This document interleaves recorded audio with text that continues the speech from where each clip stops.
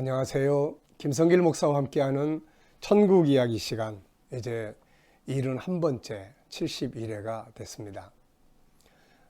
지금까지는 제5부 예수님을 통해서 증거된 천국을 살펴봤습니다. 이제는 제6부로 넘어가려고 합니다. 제6부는 제자들을 통해서 세상에 증거된 천국 운동의 역사를 우리가 살펴보려고 합니다. 사도행전부터 시작을 해서 유다서까지의 이야기가 되겠습니다. 제6부에 들어가기 전에 먼저 우리가 지금까지 살펴본 모든 내용들을 한번 간단하게 복습을 해보려고 합니다. 성경 전체는 천국 운동을 계시하는 하나님의 말씀입니다. 세상 나라가 아니라 하나님의 나라 운동을 계시하는, 바로 예수 그리스도와 함께 하나님 나라를 계시하는 천국 운동의 역사를 다루고 있습니다. 총 7부작으로 이루어져 있죠. 제1부는 창세기 1장, 2장.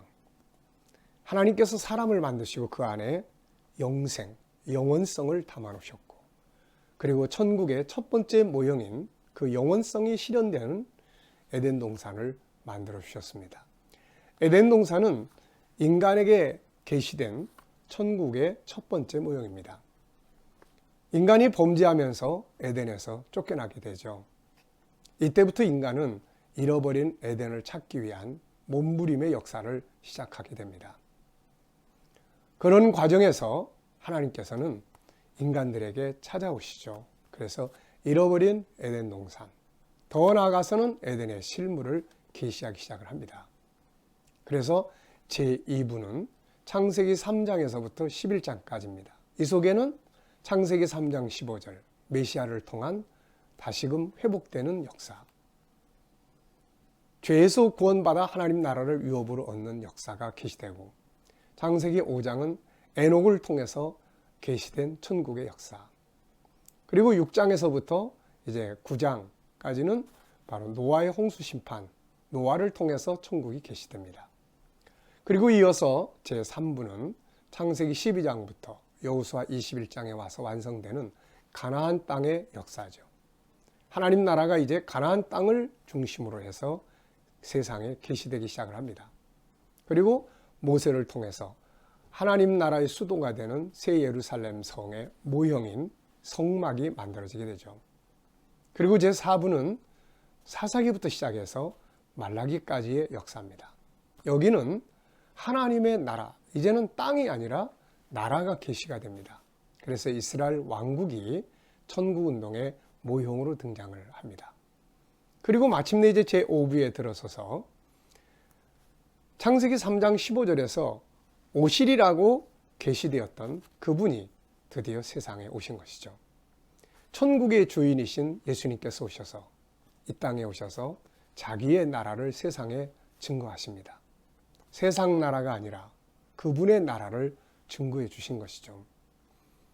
직접적인 말씀을 통해서, 또 그 나라를 경험하게 하시면서, 또 그 나라의 문화를 통해서 하나님의 나라의 실물을 세상에 증거해 주셨습니다.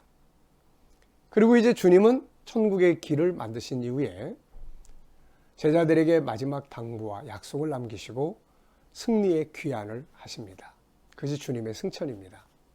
그리고 이제 제6부 제자들을 통해서 하나님의 나라 운동이 진행되는 역사가 출발을 하게 되는 것입니다. 그런데 이때 이제 우리들이 꼭 기억해야 될 것이 있습니다. 그게 뭐냐면은 제자들의 사역은 제1부와 2부로 나누어집니다. 전반부와 후반부로 나눠지죠.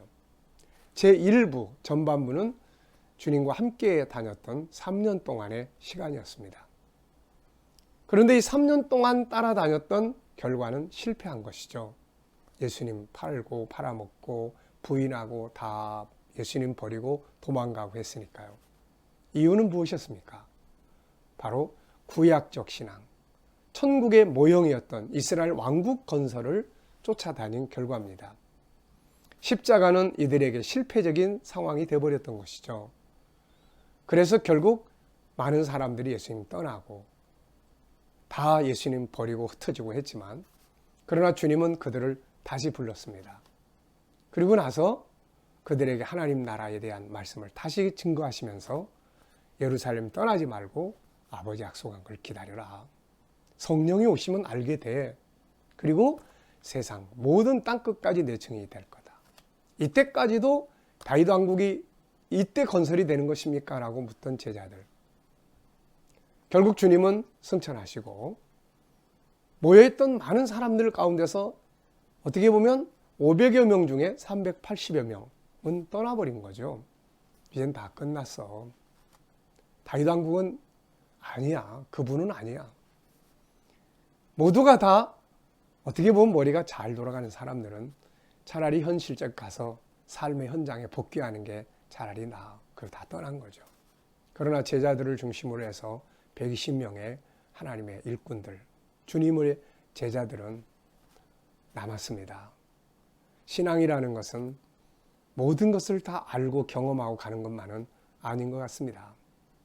때로는 주님의 약속의 내용을 잘 모르지만 그걸 믿고 견디다 보면 알게 되는 날이 오는 것이죠.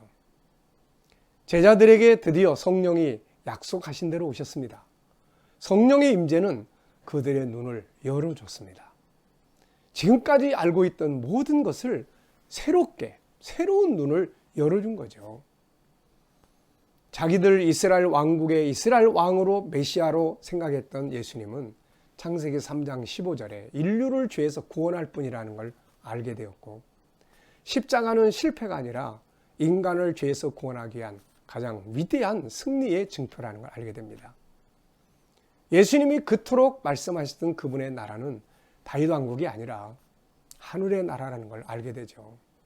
베드로전서 1장 3절 4절에 보면 베드로 사도가 예수 그리스도를 믿는 우리들에게 하나님이 주신 것은 썩지 않고 더럽지 않고 쇠하지 아니하는 하늘의 기업이라고 말씀하고 있습니다.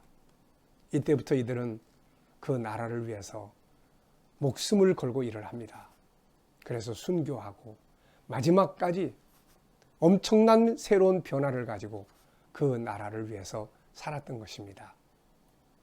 이제 우리는 그들이 성령의 역사를 통해서 새로운 눈을 열어가지고 올바르게 알게 된 천국 운동을 이제부터 살펴보려고 합니다. 사도행전의 역사를 속에서 바울의 부르심, 그들이 쓴 편지 속에 어떤 이야기들이 기록되어 있는지 하나하나를 살펴보면서 오늘 우리들도 그들이 가지고 그들이 목표를 향해서 달려갔던 하늘의 나라, 세상 나라가 아니라 하늘의 나라를 올바르게 바라보면서 나아갈 수 있기를 바랍니다. 제 6부 여행을 통해서 많은 은혜들 함께 나눌 수 있게 되시기 바랍니다. 대단히 감사합니다. 예수님 승천 후에 제자들은 갈등의 자리에 서 있었습니다. 주님은 하늘로 올라가셨고 똑똑한 사람들은 재빠르게 떠나버렸습니다. 무엇을 해야 하는가? 때로는 이해할 수 없다면 차라리 순정해 보세요. 그들은 마가의 다락방으로 자리를 옮깁니다.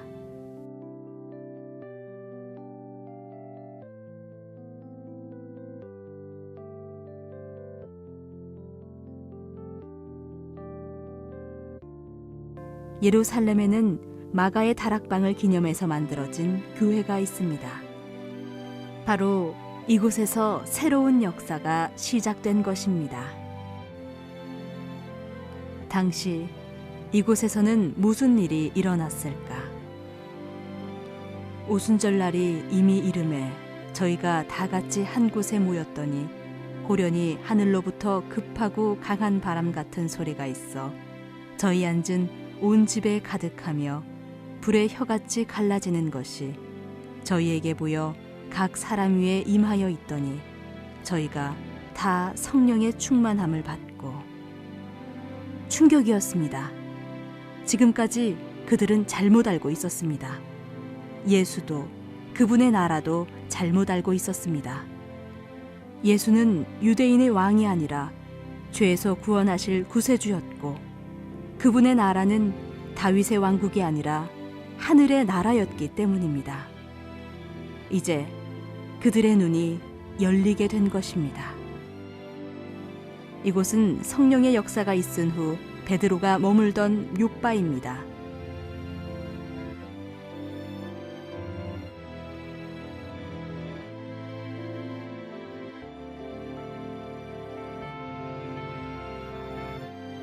이곳에는 그가 머물렀다고 하는 집터가 보존되어 있습니다.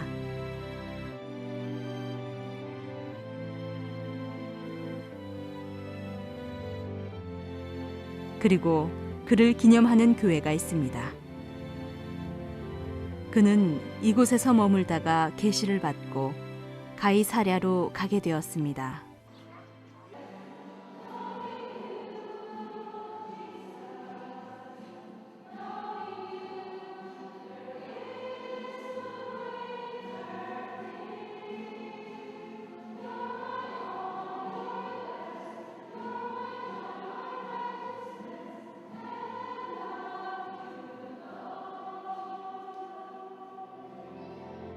가이사랴에는 당시 로마 군대의 백부장이었던 고넬료가 머물고 있었습니다.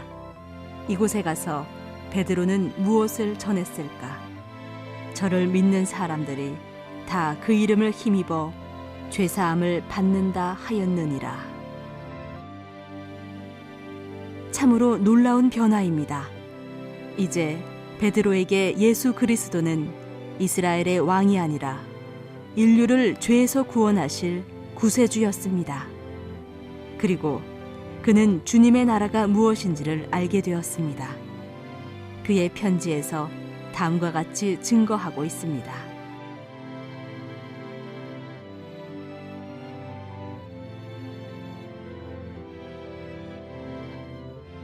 썩지 않고 더럽지 않고 쇠하지 아니하는 기업을 잊게 하시나니 곧 너희를 위하여 하늘에 간직하신 것이라.